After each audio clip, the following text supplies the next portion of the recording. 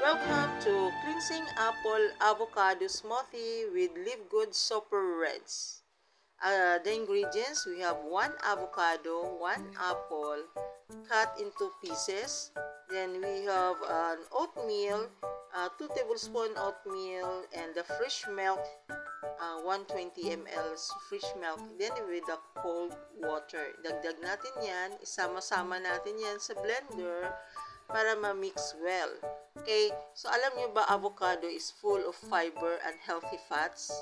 Ito ay nagbibigay ng creamy, dreamy, and thicker dito sa smoothie natin. Para siyang milkshake kung makikita nyo mamaya pag na-blend na siya na husto.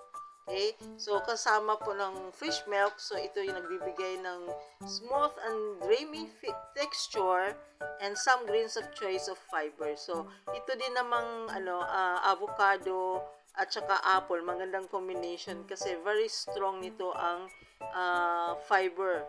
At plus, Live Good Super Reds, nagbibigay ito ng cardiovascular health, circulation, sexual health, brain, and cognitive function. So, try nyo. So, nakita nyo, napaka-creamy niya. So, do not forget to subscribe, like my YouTube channel for more videos about healthy diet.